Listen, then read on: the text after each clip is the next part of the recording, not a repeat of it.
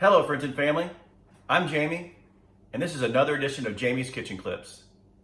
We're here in my kitchen in Atlanta, Georgia, and I'm really excited to bring you maybe a dish you've never tried before or perhaps never made. By now, I imagine a lot of you have gone through your entire repertoire of cooking, from casseroles to frozen pizza, spaghetti, probably having a lot of breakfast for dinner, which is great. I love breakfast tacos for dinner. But now let's try something that maybe is a little stretch for you, but it's going to be easy. It's going to take you about 30 minutes, prep and all, and it's going to be made with ingredients you probably have in your refrigerator or in your pantry right now. It's a showstopper on the table. It's one that your family will be talking about for weeks, and it's one that when we're all done with this and you have a dinner party, you could be happy to put this in the middle of the table and have people talk about it when you go back to work or when they send you your thank you notes. So let's get started, and more importantly, let's have fun and enjoy great food. Let's get started with a quick overview of the ingredients you're going to need to make pasta carbonara. You'll find most of these ingredients are available readily in your grocery store, or you may even have them in your home right now. 5 slices of thick cut smoked bacon, or pancetta for a more traditional meat. 4 large garlic cloves, 1/3 cup grated Parmesan cheese, and 1/3 cup Romano pecorino. 13 ounces of linguine-style pasta egg noodles, 5 large eggs that have been taken out about an hour before cooking so they can temper, and lastly, fresh parsley. Now let's get started. Take your 5 strips of thick-cut smoked bacon, and you're going to use a sharp knife and cut them into lardons, which is just a fancy word for strips. You then want to take your strips and make sure they're fully separated before we begin the cooking process. Next, we're going to move to chopping garlic. We need to peel, smash, and finally chop the garlic that's going to go into our bacon mixture. This is easily done by smashing the garlic with the back of the knife, peeling off the skin, and then carefully chopping into a fine chop.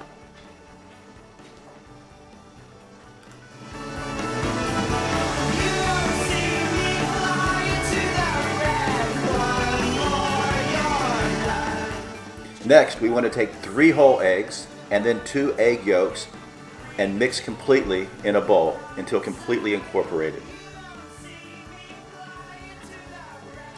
Now we'll add both our grated Parmesan and our grated pecorino and mix those completely together into our egg mixture.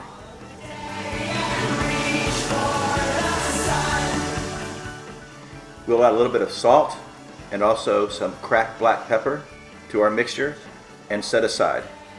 Now let's move to the pan and start cooking our bacon lardons. We're going to put them in a warm pan, not super hot, and we're going to start that cooking.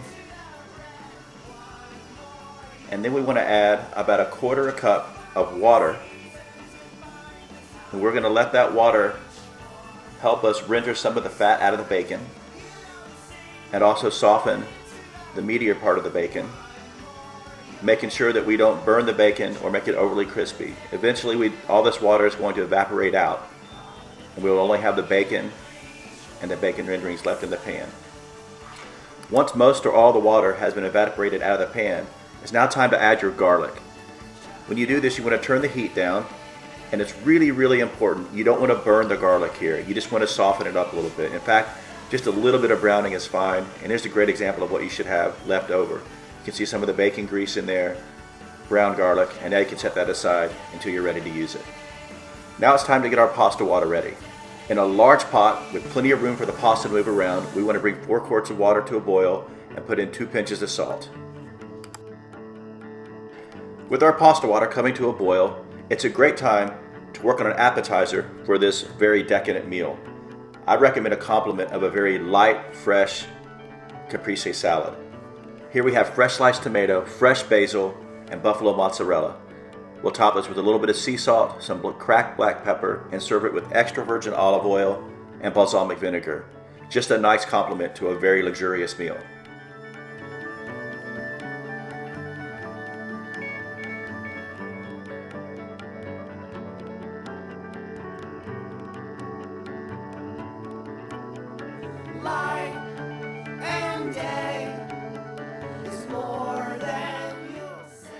All right, now things are getting exciting. Things are coming to closure here. We're going to add our pasta to our boiling water. We're going to gently move it around, being careful not to break it. You want these long, spindly linguine egg noodles to be intact when we actually put them in our pasta. So just gently move them around.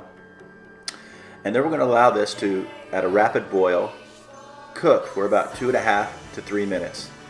And then we'll test it periodically, making sure that the noodles are al dente. You don't want them to get overcooked. In fact, if you were going to err on one side or the other, I would err on the side of undercooked. It will continue to sort of absorb some of the liquids and the sauces that we're putting in it. And that way it'll still have a really nice bite when we actually go to serve it.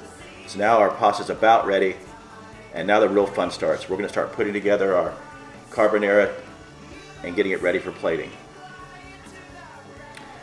Before we strain our pasta, we want to use a glass measuring cup and take about a cup or a cup and a half of the pasta water out. This will be needed just in case our sauce starts to get a little bit thick and we want to thin it out a little bit.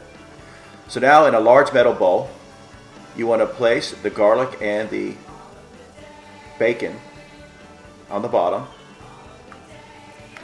We will then take our strained linguine, put that over top of the bacon lardons and the garlic, and then we will slowly start pouring in our egg and cheese mixture.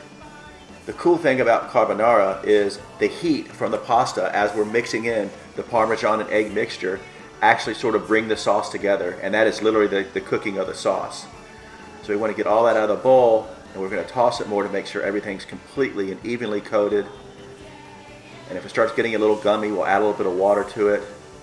What you're looking for here is this very luxurious, silky, smooth sauce. By now you can probably smell some of the smoke from the bacon and the garlics coming together. And now it's time to plate it. We're going to gently spoon this into our serving bowl.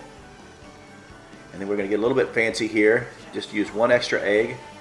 We're going to take one yolk out and place this in the direct center of the plate, just so people will think they're being super chefy today. And then we're going to finish with some fresh parsley, some more of these grated Parmesan, and the pecorino cheese on top. And then we will finish this with some cracked black pepper as well. And there you have one of my absolute favorite dishes. It's a dish that commands the center of the table. It's a dish that memories can be made from, and one that I'm sure either your family right now during this time or even on your next big dinner party, everybody will be talking about it. So I hope you enjoy, have fun, stay safe.